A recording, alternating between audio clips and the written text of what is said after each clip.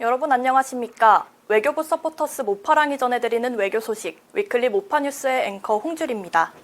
지난 27일 제9차 한일중 정상회의가 서울에서 개최됐습니다.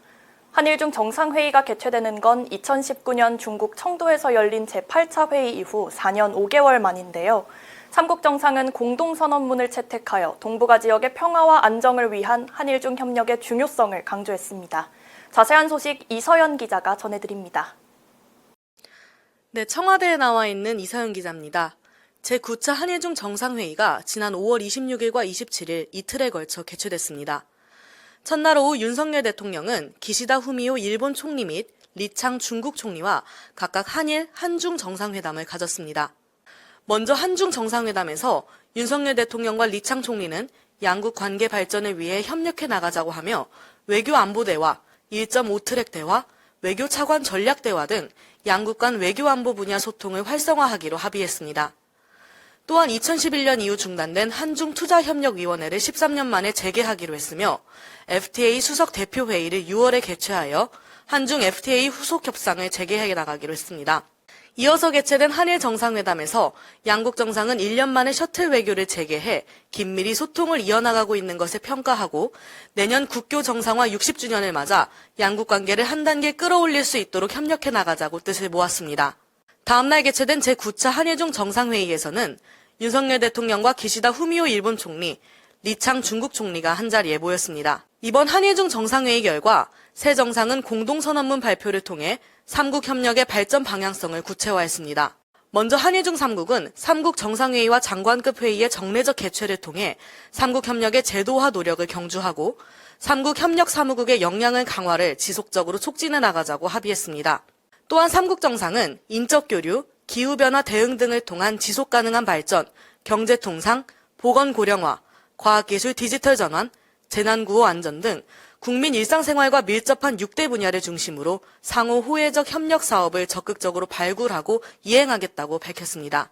이 과정에서 한일중 3국은 삼국 협력의 혜택이 타국으로 확장해 나갈 수 있도록 이른바 한일중 플러스 알파 협력을 추진하여 삼국이 협력을 토대로 지역 및 국제 평화와 번영을 위해 노력해 나가자고도 뜻을 모았습니다.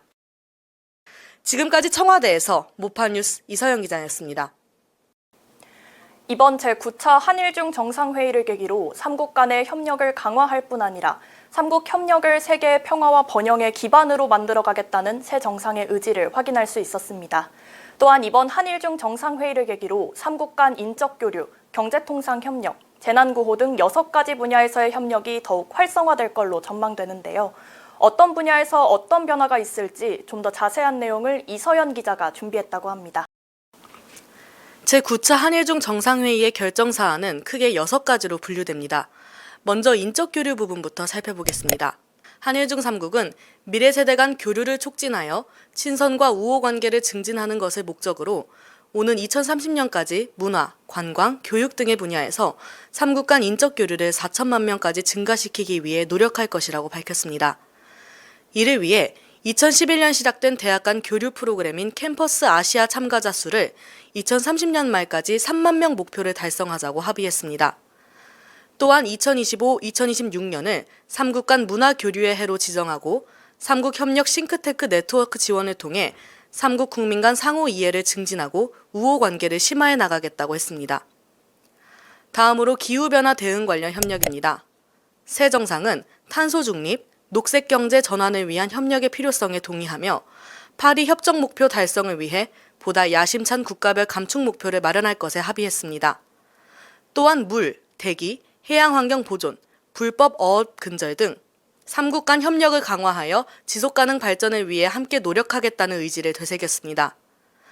경제통상 부분에서 3국 정상은 세계무역기구를 중심으로 한 규칙 기반 다자 무역체제 옹호에 대한 의지를 재확인했으며 상호 호혜적 한일중 FTA 실현, 영내 금융협력 증진, 지식재산권 분야 협력 등에 대해서도 합의했습니다. 또한 시장 개방성 유지, 공급망 협력 강화를 통해 자유롭고 개방적인 무역 투자 환경을 조성하기 위해 노력하며 한일 중 3국과 아세안 회원국 스타트업들을 지원하기 위해 아세안 플러스 3 협력기금을 활용하기로 합의했습니다.